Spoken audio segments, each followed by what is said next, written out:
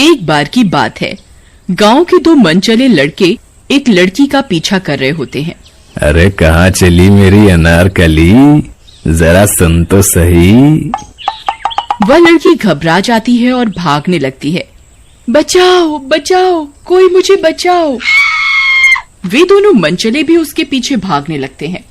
तभी सुमन भागते भागते एक पुरानी खाली पड़ी हवेली के अंदर घुस जाती है। तभी उस हवेली की चुड़ैल की नींद खुल जाती है और वो सुमन को भागते हुए देख लेती है।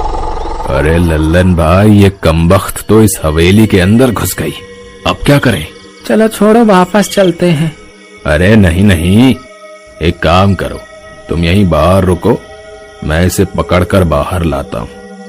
अगर ये लड़की बाहर निकले तो तुम इसे पकड़ लेना। आज इस लड़की को हाथ से नहीं जाने देना भाई। ठीक है चीमा भाई, तुम अंदर जाओ, मैं यहीं रहकर नजर रखता हूँ। फिर चीमा उस सुनसान पड़ी हवेली के अंदर घुस जाता है और सुमन की तलाश करने लगता है। अरे मेरी राम प्यारी, तुम कहाँ हो? देखो तुम्हारा राजा आ गया, जल्दी बाहर आओ, मुझे और मत तड़पाओ। देखो मैं कब से तुम्हारा इंतजार कर रहा हूँ। तभी सुमन चीमा की आवाज सुन लेती है और एक पर्दे के पीछे छिप जाती है और छिप छिप कर चीमा को देखने लगती है। तभी उस हवेली की चुड़ैल को चीमा की आहट सुनाई दे जाती है। वह समझ जाती है कि ये आदमी उस लड़की का पीछा करते करते यहाँ आया है। अरे तुम कहाँ हो? मैं तुम्हें यहाँ से ले जाए बिना नहीं जाऊंगा, जल्दी से बाहर आ जाओ। तभी अचानक से सुमन चीमा के सामने आ जाती है। अरे अरे चीमा जी, मैं तो ये हूँ, मैं कब से आपका यहाँ इंतजार कर रही थी। अरे वाह वाह, ये तो खुद ब खुद बाहर आ गई। अरे मेरी रानी, फिर तुमने मुझे इतना दौड़ाया क्यों? पहले ही मान जाती ना, बेवजह इतनी कसरत करवा दी। चलो कोई बात नहीं, चलो मेरे साथ। ये सारा मंजर सुमन पर्दे के पीछे छुपकर देख रही होती है। खुद की हमशक्ल को चीमा के साथ देखकर वह घबरा जाती है।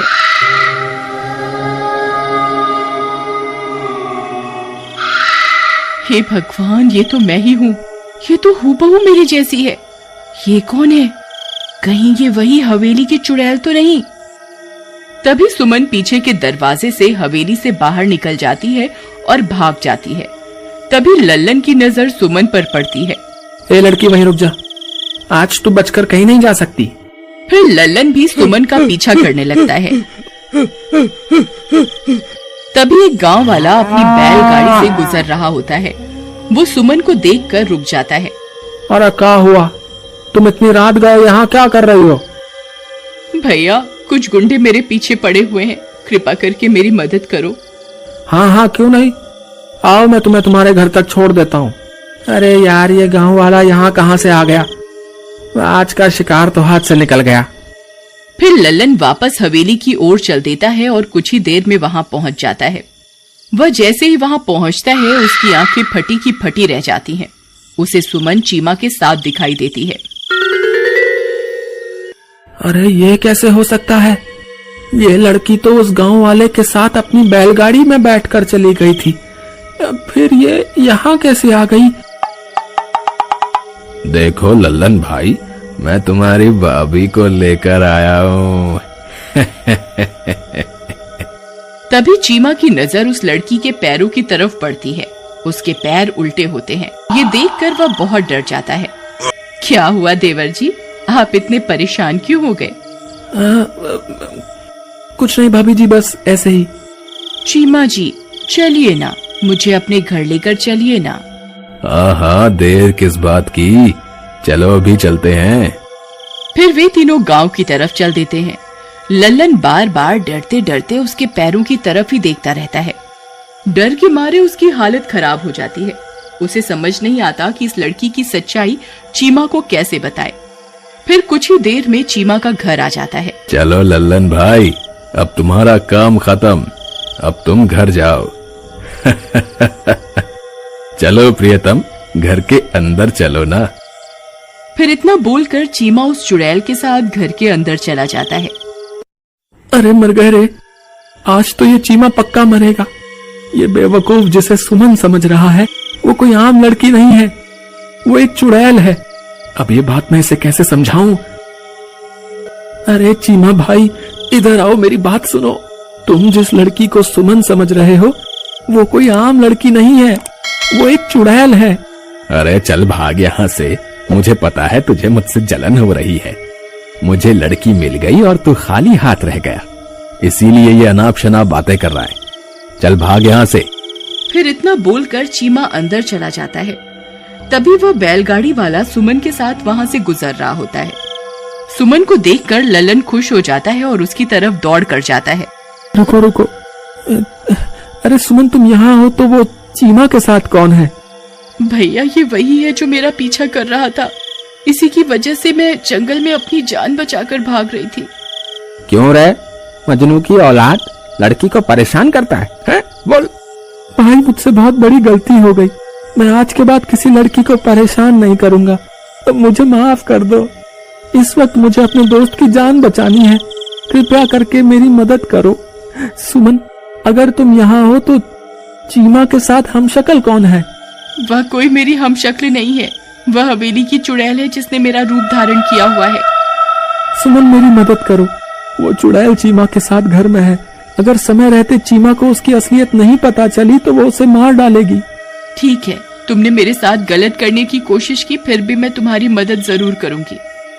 फिर लल्लन सुमन को साथ लेकर चीमा की खिड़की के पास पहुंच जाता है। चीमा भाई तुम कहाँ हो? चीमा भाई मेरी बात सुनो। अरे यार ये लल्लन भी ना, इसने तो परेशान करके रख दिया है। मेरी राम प्यारी तुम यहीं रुको, मैं अभी आता हूं। अरे क्या हुआ कमबख्त, क्यों परेशान कर रहा है? अरे मूर्ख चीमा, तुझे मुझ पर यकीन नहीं था ना? ये देख, ये रही असली सुमन। सुमन को लल्लन के साथ देखकर चीमा की आंखें फटी की फटी रह जाती हैं। हाँ, अरे मर गए रे, ये यहाँ है तो वो अंदर लड़की कौन है? भाई वो हवेली की चुड़ैल है जिसे तुम अपने साथ ले आए हो। अरे मर गया रे, अब मैं क्या करूं? मुझे यहाँ से बाहर निकालो, नहीं तो ये चुड़ैल मुझे जिंदा नहीं छोड़ेगी। हाय रे। तभी वह बैलगाड़ी वाला ये सब बातें सुन रहा होता है और उनके पास जाता है। अरे भाई, उस चुड़ैल से बचने की शक्ति हम इंसानों में नहीं है, तुम्हें सिर्फ बजरंग बली ही बचा सकते हैं। ये लो मेरा लॉकेट ले लो और इसे अपने गले में डाल लो और सच्चे मन से अपने किए कुकर्मों की माफी मांग लो। बजरंग बली तुम्हें माफ कर देंगे और तुम्हारी मदद जरूर करेंगे। फिर चीमा वह लॉकेट अपने गले में डाल लेता है। अरे राजा जी कहाँ चले गए? मैं कब से आपका यहाँ इंतजार कर रही हूँ, जल्दी आइए ना। फिर चीमा डरते डरते वापस जाता है और चुड़ैल के सामने जाकर बैठ जाता है। फिर जैसे ही चुड़ैल अपना घूंघट उठाती है और चीमा की गर्दन पकड़ने लगती है तो उसके सामने बजरंग बली का लॉकेट आ जाता है।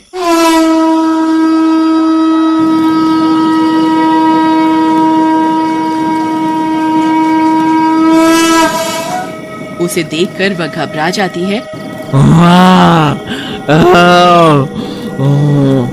और देखते ही देखते जलने लगती है।